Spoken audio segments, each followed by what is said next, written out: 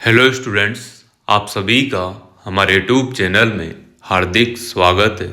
आज के इस वीडियो में बात करने वाले हैं UG, PG, BEd, BSc BEd, BA BEd first semester के एग्ज़ाम कब से स्टार्ट हो सकते हैं, कब आपका टाइम टेबल जारी होगा, इससे संबंधित जानकारी आपको इस वीडियो में मिलने वाली है। तो वीडियो आप लोग पूरा देखिएगा और अगर आप चैनल पर नए हैं तो चैनल को सब्सक्राइब, वीडियो को लाइक और बेल आइकन जरूर दबा लीजिएगा। देखिएगा स्टूडेंट, सबसे पहले तो मैं आप लोगों को क्लियर कर दूं, जो भी स्टूडेंट फर्स्ट सेमेस्टर के एग्ज़ाम का वेट कर रहे हैं उनका वेट ख़त्म होने वाला है।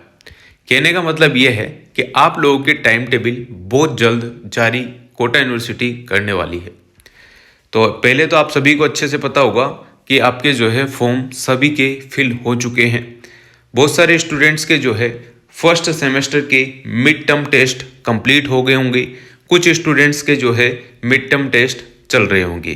ठीक है, तो आप लोगों को पहली बात ये ध्यान रखनी है, बहुत सारे स्टूडेंट ऐसी गलती कतई मत करना, क्योंकि आप लोग जो है बहुत सारे स्टूडेंट ऐसे होंगे जो बीए बीएड बीएससी बीएड जो 12वीं पास करके आए हुए हैं, उन्हें बहुत सारी चीज़ें ऐसी हैं जो नहीं पता होगी। बीए करने वाले, बीएससी करने वाले, बीकॉम करने वाले जो स्टूडेंट हैं वो भी 12वीं पास करके ही आए हुए हैं, तो उन्हें भी बहुत सारी चीज़ें ऐसी हैं जो नहीं पता होगी। देखिएगा, मैं आपको क्लियर कर दूं, अगर आप लोग असाइनमेंट नहीं देते हैं, कॉलेज में जमा नहीं कराते हैं, तो आप लोगों के फेल होने के चांस ज़्यादा बन जाएंगे। फिर आपकी मार्कशीट में AA शो होगा। ठीक है ना, क्योंकि पुराने जो स्टूडेंट हैं वो गलती कर चुके हैं, आप ये गलती कतई मत करना। असाइनमेंट आपके कॉलेज में जो है, जो भी आपको टॉपिक दिया जाता है, जिस भी सब्जेक्ट का दिया जाता है, उसका असाइनमेंट बनाकर आपको, यानी कि असाइनमेंट की जो डायरी या फाइलें वाइलें बनती है वो आपको उसी कॉलेज में जमा करानी है जिस कॉलेज में आप पढ़ते हैं। और स्पेशल तौर पर अगर आप रेगुलर स्टूडेंट हैं तो 101% आपको जो है ज़रूर से ज़रूर जमा करानी होती है। प्राइवेट स्टूडेंट्स के लिए भी ये चीज़ें लागू हो चुकी है, तो वो भी ये गलती ना करें कि असाइनमेंट होंगे तो हम तो नहीं कराएं जमा। ये गलती आपको नहीं करनी है। ठीक है ना, जैसा आपके कॉलेज के हिसाब से निर्देश आता है उसी हिसाब से आपको जो है असाइनमेंट जमा कराने हैं, क्योंकि असाइनमेंट के आपके मार्क्स जुड़ते हैं। इसके बाद हम बात करें मिड टर्म टेस्ट की, तो बहुत सारे स्टूडेंट इसको बहुत हल्के में लेते हैं। नई शिक्षा नीति के तहत आपको मिड टर्म टेस्ट देना बहुत ही ज़रूरी है, क्योंकि इसके मार्क्स यूनिवर्सिटी में जाते हैं। और आपको ये भी बता दूं, मिड टर्म और असाइनमेंट के जो मार्क्स होते हैं, उन दोनों के मार्क्स में आपको 40% मार्क्स लाने ज़रूरी है। और कॉलेज वाले आपको तभी ये मार्क्स देते हैं जब आपने सारी चीज़ें व्यवस्थित तरीके से, सही तरीके से की हुई है। आपका व्यवहार भी बहुत मैटर करता है इस केस में, कि आप कॉलेज में रेगुलर जाते हैं या फिर आप लोग जो है टीचर से कैसे वार्तालाप करते हैं, है ना, कैसे उनका सम्मान करते हैं, कैसे बातचीत करते हैं, आपका ड्रेसअप कैसा रहता है, ये सारी चीज़ें अब मैटर करने लग गई है ना। तो आपके इंटरनल जो मार्क्स होते हैं, जिसमें 40% मार्क्स लाना कंपलसरी है। अगर आपके 40% मार्क्स नहीं आते हैं तो आप फेल ही होते हैं, डायरेक्ट यही बोल सकते हैं, क्योंकि बैक का सिस्टम तो आपके पेपर में होगा, इसमें तो आप लोगों के AA लिखा हुआ शो होगा। तो इस कंडीशन में बहुत सारी बार AB लिखा हुआ आ जाता है आपकी मार्कशीट में, तो उसका मतलब है आप एब्सेंट हैं, आप अपने कॉलेज में संपर्क कर सकते हैं। अगर आपके AA लिखा हुआ आ गया, इसका मतलब आपने इंटरनल मार्क्स जो कॉलेज की तरफ से आपको, पहले तो क्या होता था, पहले तो कॉलेज वाले आपको फ्री में दे देते थे कि ले भाई 40 में से 35 नंबर, 30 नंबर, 20 में से 18 नंबर, 17 नंबर, है ना। पर अब ऐसा हो गया है कि जब भी आपके मिड टर्म होते हैं, इनकी कॉपी जो है यूनिवर्सिटी जाती है ना, इसके ऑनलाइन चढ़ते हैं सब चीज़ें, असाइनमेंट आपके जमा होते हैं, तभी आपको कॉलेज की तरफ से अच्छे खासे मार्क्स मिलते हैं। मैं ऐसा नहीं कह रहा हूँ कि आपको 30 में से 30 नहीं मिल सकते। आपने अगर सारी चीज़ें अच्छे से की है तो आपको 30 में से 30 या 40 में से 40 इंटरनल मार्क्स भी मिलते हैं। ठीक है ना, ज़्यादातर केस में आपके 30 नंबर का इंटरनल और इंटरनल होता है, जिसमें आपके मिड टर्म और असाइनमेंट होते हैं। तो 30 में से आपको कम से कम 12 से ऊपर नंबर कॉलेज की तरफ से मिलने चाहिए। बहुत सारे स्टूडेंट ऐसे भी होंगे जिन्हें 28-30 नंबर भी मिले होंगे, तो बहुत अच्छी बात है, वो आपके ऊपर डिपेंड करता है। ये तो हो गई यूजी वालों की बात। पीजी वाले जो स्टूडेंट हैं उनके भी अगर सेमेस्टर में असाइनमेंट वगैरह बनते हैं तो वो भी यहाँ पर टाइम टू टाइम जमा करा दें, मिड टर्म टेस्ट भी दें। बीएड वाले जो स्टूडेंट हैं उनके लिए भी यही सारी चीज़ें लागू होती है, ठीक है ना।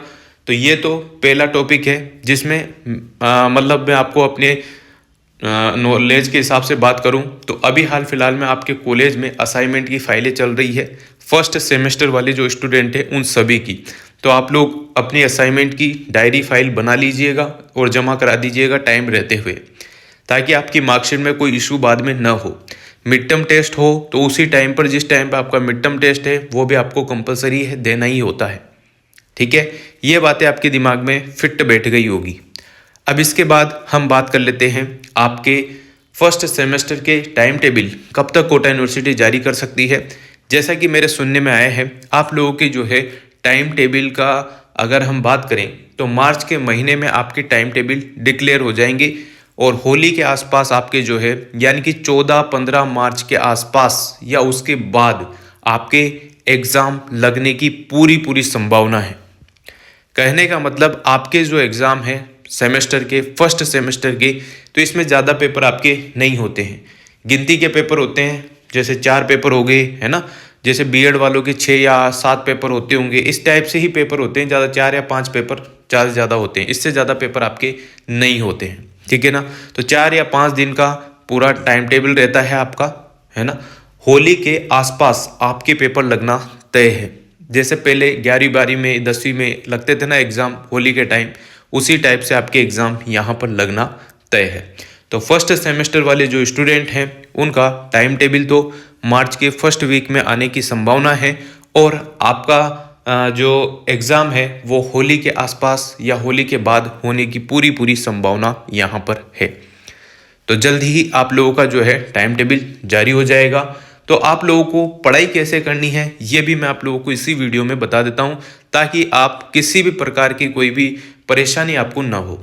देखो, मैं आपको कुछ चीज़ें बता देता हूँ जो पुराने स्टूडेंट्स के कमेंट थे, उन्होंने क्या गलती करी है जो आपको नहीं करनी है, ठीक है।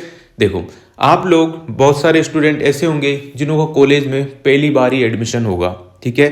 जैसे बीए हो गया, बीएससी हो गया, बीकॉम, बीएड, इन सभी में जो है पहली बार ही एडमिशन अगर आपने लिया है, 12वीं पास अब अगर आप लोग कर आए हैं, तो ये मान के चलो कि 12वीं तक तो आपने जो भी लिखा सब सही था, रट के लिखा, पढ़ के लिखा, कैसे भी लिखा, ठीक है। आपकी अच्छी खासी परसेंट बन गई। मान लो बहुत सारे स्टूडेंट 100 में से 100 नंबर भी ले आए, तो ये कॉलेज है, अब मतलब आप कॉलेज में आ चुके हो। तो ये गलती मत करना। स्कूल लाइफ अलग थी, अब कॉलेज लाइफ आ चुकी है।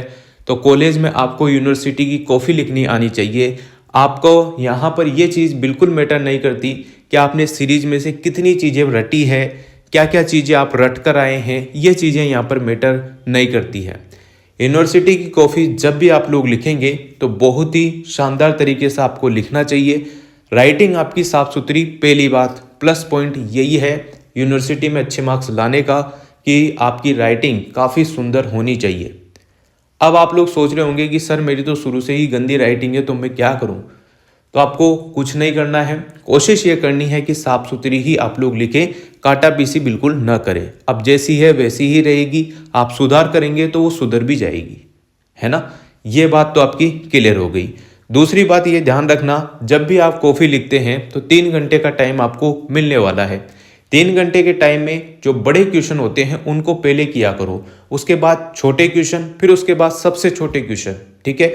और एक बात ध्यान रखना, जब भी आप कॉफ़ी लिखें, क्वेश्चन का नंबर क्लियर लिखें, आंसर का नंबर क्लियर लिखें कि ये वाला क्वेश्चन, इस वाले क्वेश्चन का ये आंसर है। उसके बाद ही आप लोग पॉइंट बनाकर चीज़ें लिखेंगे, साफ सुथरी चीज़ें लिखेंगे, तो आपके अच्छे मार्क्स आने से कोई नहीं रोकने वाला। ज़्यादातर केस में बच्चे क्या करते हैं, जो 12वीं पास कर आए हैं उनको बता दूं, वो ये गलती बिल्कुल मत करना। आप लोग क्या करेंगे, सीरीज से पढ़े या नोट्स से पढ़े या किसी कोचिंग के नोट्स से पढ़े या किसी बुक से पढ़े, ये आपके ऊपर डिपेंड करता है कि आपको कितनी चीज़ें कवर हो पाती है, ठीक है। ज़्यादातर केस में आप सीरीज से पढ़ते हैं तो उसमें क्या होता है, 5 साल के जो रिपीटेड क्वेश्चन होते हैं, और यूनिवर्सिटी में हर बार ही रिपीटेड क्वेश्चन ही आपको देखने को मिलेंगे रिटन एग्जाम में। क्वेश्चन को घुमा फिरा के पूछ लिया जाएगा पर आंसर वही लिखना होता है। तो सीरीज में से अगर आप लोग पढ़ रहे हैं या किसी भी चीज़ से आप पढ़ रहे हैं तो उस चीज़ को पढ़ने के बाद अपने दिमाग में थॉट बनाओ कि इसमें क्या क्या पूछा गया है, क्या क्या इसके पॉइंट है, इसमें क्या कहना चाहता है, उसको अपनी भाषा में आपको यूनिवर्सिटी की कॉपी में लिखना होता है, कॉलेज की कॉपी में आपको लिखना होता है, जो आपका एग्जाम होगा एक्सटर्नल जो कहते हैं उसमें, ठीक है ना। तो आप लोग जैसे आपसे पूछ लिया गया विज्ञान किसे कहते हैं, विज्ञान के कितने प्रकार होते हैं, टिप्पणी लिखिए। अब आपको पता है कि 15 नंबर का क्वेश्चन है, सीरीज में तो 1 पेज का ही था, आपके नोट्स में आधे पेज का ही था। अब आप कैसे लिखेंगे? आपको अगर 15 नंबर चाहिए तो कम से कम दोनों साइड के 5 पेज तो लिखने होंगे। अब क्या लिखना है आपको पता ही नहीं है क्या लिखना है, उसमें आपको पहले तो लिखना है विज्ञान। विज्ञान के बारे में पूरे पेज में साफ सुथरे आराम से थोड़े थोड़े गैप छोड़ के, चींटी की तरह भी नहीं लिखना है तो हाथी की तरह भी नहीं लिखना है, नॉर्मल आपको चीज़ें लिखनी है ताकि कोई भी कॉपी चेक करे तो उसे समझ में आ जाए। और अपनी भाषा में लिखने की ज़्यादा कोशिश किया करो। ऐसा नहीं कह रहा हूँ मैं कि आपसे पूछा तो विज्ञान गया है और आप लिख रहे हो कोई कुछ और गाने लिख रहे हो, कुछ और चीज़ें लिख रहे हो, तो आपके फेल होना तय है। आपसे विज्ञान के बारे में पूछा गया है तो चारों ओर के वातावरण को विज्ञान कहते हैं, हमारे दैनिक जीवन में ये ऐसे आप लोग लिख सकते हैं। विज्ञान के प्रकार अगले पेज में लिखो, उनको डायग्राम बनाकर समझाओ, सब चीज़ें करो, मतलब ऐसा कि लगे कि नोट्स बना रखे हैं आपने कोई एग्जाम की कॉपी नहीं लिखी है, आपने नोट्स बनाकर सब चीज़ें समझाइए। तो इस कंडीशन में आपको जो एग्जामिनर है, जो आपकी कॉपी चेक करेंगे, वो आपको बेहतर नंबर ही देंगे, फेल तो बिल्कुल नहीं करेंगे, ये ध्यान रखना। और जो चीज़ें पूछी जाती है उसके इर्द गिर्द ही चीज़ें लिखनी है, उससे रिलेटेड ही चीज़ें लिखनी है, तब जाके आपको अच्छे मार्क्स मिलेंगे। आपको अच्छे से जो क्वेश्चन आता है उसको पहले करना है, जो कम आते हैं उसको बाद में करते रहना है। इस टाइप से आपको करना होगा, तभी आपके अच्छे मार्क्स बनेंगे। और याद रखना, फर्स्ट सेमेस्टर में अगर आपके बैक आ जाती है तो आपको रिवोल्यूशन का फॉर्म भरने का मौका मिलेगा, उसमें आपके मार्क्स बढ़ भी सकते हैं, घट भी सकते हैं। तो कोशिश यही करो कि पहले सेमेस्टर में भी कभी भी आपके बैक नहीं आए, मतलब कि अच्छे से मेहनत करो आप लोग। अभी जितना टाइम मिल रहा है वो टाइम आपके बेनिफिट के लिए ही है, आपका जो है उसमें लाभ ही होने वाला है। तो अभी से चीज़ें कवर करते चलो, कम से कम एक बार तो अपना कोर्स रीड आउट कर लो, जो भी चीज़ें हैं, जो भी मटेरियल आपके पास है उनको एक बार तो पढ़ लो, ताकि जब भी एग्ज़ाम आए तो उस टाइम हल्की हल्की तरह से देख के एग्ज़ाम में कॉपी को अच्छे से लिख के अच्छे से आपके मार्क्स बन जाए। बस ऐसा ही होता है, क्योंकि बहुत सारे अब स्टूडेंट क्या है, 12वीं पास करके आने के बाद इतना समझता नहीं कि वो यूनिवर्सिटी में भी यही सोचता है कि मैं अपना रोला जमा लूँगा, पर यहाँ ऐसा नहीं होता है। बहुत सारे स्टूडेंट ऐसे होंगे जो मेरिट होल्डर होंगे, पर यूनिवर्सिटी या फिर कॉलेज में उनके 55-50% पर आ जाते हैं। तो ये बात आपको ध्यान रखनी है, आप ये गलती ना करें, इस वजह से मैंने आपको ये सारी चीज़ें क्लियर कर दी है, ठीक है। और जो पीजी वाले स्टूडेंट हैं वो भी सीरीज से पढ़ सकते हैं, वो भी अपने हिसाब से लिखे कॉफ़ी को। 35 पेज की या 40 पेज की कॉफ़ी अगर आपकी आती है तो 3 घंटे में कम से कम 30 पेज तो आप लोग लिखें ही सही, तब जाके आपके अच्छे मार्क्स बनते हैं, ठीक है। और भी कुछ जानकारी अगर आपको चाहिए, किसी से रिलेटेड वीडियो चाहिए, तो आप लोग कमेंट में लिख सकते हैं। बाकी जो भी चीज़ें मैं आपको बता रहा हूँ वो मेरे अनुभव से ही आप लोगों को बता रहा हूँ कि आप लोग भी अच्छे खासे मार्क्स भी ला सकते हैं और सारी चीज़ें कर सकते हैं। बैक वगैरह भी आपके नहीं आएगी, और बैक आने के बाद आदमी के, इंसान के जो है टेंशन होने लग जाती है कि कैसे पास होंगे, तो थोड़ा बहुत तो आपको पढ़ कर जाना ही होगा, ठीक है। तो आपका जो टाइम टेबल है जल्दी जारी हो जाएगा, और आपका जो एग्ज़ाम है वो भी जल्दी ही आने वाले हैं। होली के आसपास आपका जो है फर्स्ट सेमेस्टर के एग्ज़ाम होने की पूरी संभावना है। और आपका जो रिज़ल्ट है वो थोड़ा सा लेट मतलब कि सेमेस्टर का रिज़ल्ट 28 दिन के अंतर्गत आ जाता है आने में, तो पर यूनिवर्सिटी के ऊपर डिपेंड करता है कि वो आपका रिज़ल्ट कब तक देती है। तो अभी आप रिज़ल्ट की मत सोचो, आप अपनी पढ़ाई पर फोकस करो, और ज़्यादा टाइम आपके पास है नहीं। ये फरवरी का महीना निकलने वाला है, इसके बाद मार्च में आप लोगों को जो है फर्स्ट सेमेस्टर का जो है एग्ज़ाम देखने को मिल सकता है।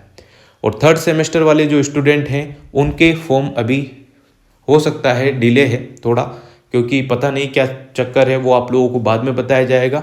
और जो ड्यू वाले जिनके पेपर बैक रह रहे हैं फर्स्ट सेमेस्टर के, उनके भी थर्ड सेमेस्टर के साथ ही फॉर्म भरने में आएंगे, तो वो भी तभी भर सकते हैं। पहले आपका रिवोल्यूशन का रिजल्ट आएगा सेकंड सेमेस्टर के सारे सब्जेक्ट का, उसके बाद ही आप लोगों के थर्ड सेमेस्टर के फॉर्म स्टार्ट होने की संभावना है। उम्मीद करता हूँ आपको सारी जानकारी अच्छी लगी होगी, और आपको वीडियो अगर अच्छी लगती हो तो like, comment, share and subscribe. Thanks for watching.